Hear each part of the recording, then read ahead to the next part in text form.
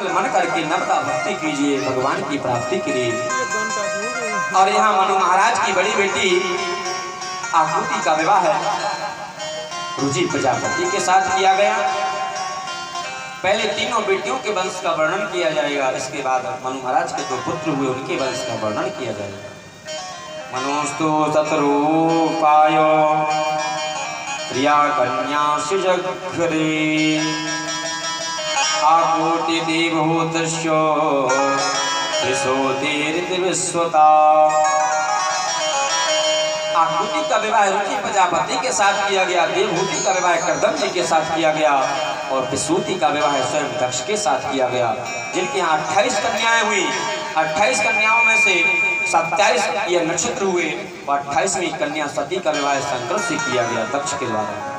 इस कथा को हम रात्रि कालीन में आपको श्रवण कराएंगे, गजेंद्र मोक्षी कथा को श्रवण कराएंगे, भगवान के पूर्व अवतार की कथा को श्रवण कराएंगे, भगवान के मोहिनी अवतार, धन्वंतरी अवतार, भगवान के नरसिंह अवतार की कथा को श्रवण कराएंगे और कल भगवान के राम अवतार को श्रवण कराएंगे।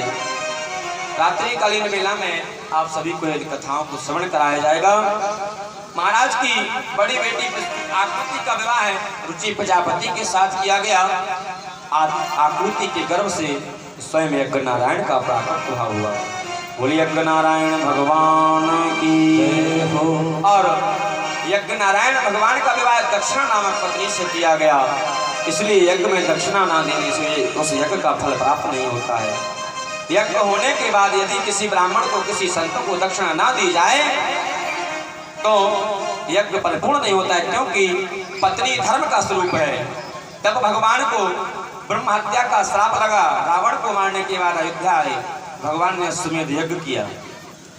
अश्वमेध यज्ञ किया, यहाँ पर वाल्मीकि जी सिया जी को अपने साथ ले गए थे। जब सिया जी की कमी महसूस हुई, सिया जी नहीं थी, तो सोने की प्रतिमा को बनवाया था भगवान श्री राम ने। क्यों? क्योंकि जब तक आप धर्म पर आरूढ़ होकर के धर्म के साथ बैठ कर के कुछ शुभ कार्य नहीं करेंगे तब तक आपको पुण्य प्राप्त नहीं होगा। इसी प्रकार पत्नी को धर्म रूपा कहा गया, धर्म पत्नी लक्ष्मी स्वरूपा कहा गया है। लेकिन पत्नी अनुसुईया की तरह होनी चाहिए और पति परमेश्वर श्री राम की तरह होनी चाहिए। जो पत्नी के वियोग में बोल रहे हे खग हे मेघ कर सहनी तुम देख के सीता में। आजकल की तरह पति नहीं होने चाहिए, ना आजकल की तरह पत्नी होनी चाहिए। इस प्रकार से रुचि प्रजापति के साथ विवाह किया। रुचि प्रजापति के यहाँ स्वयं यज्ञ नारायण का प्राकट हुआ। यज्ञ नारायण का विवाह दक्षिणा के साथ हुआ और दक्षिणा की कोई भी संतान नहीं हुई। यहीं से उनका वंश समाप्त हुआ।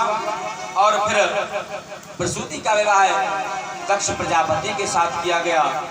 मनु की तीसरी बेटी का विवाह और दक्ष प्रजापति के यहाँ 28 कन्याएं हुई। 28 में से 27 नक्षत्र हुए जो हम आज सब देखते हैं, पंचांग में भी रहते हैं।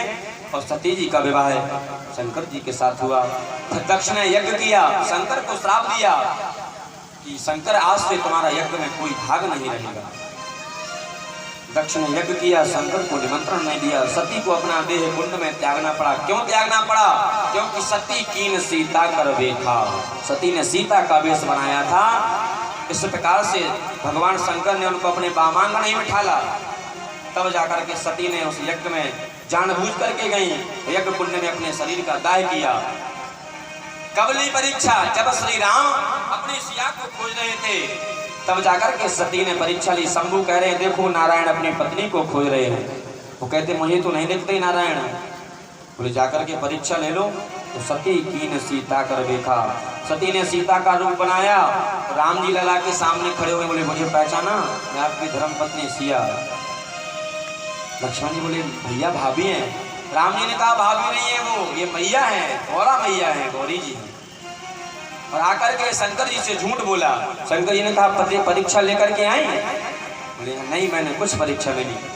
उन्होंने कहा कछु ना परीक्षा लीन गुसाई करहु प्रणाम तुम्हारी ढाई।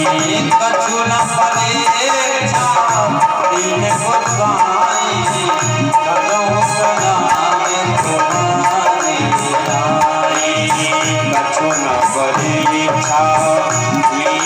गोसाई करो प्रणाम तुम्हारी नाई, करो प्रणाम तुम्हारी नाई, करो प्रणाम तुम्हारी नाई।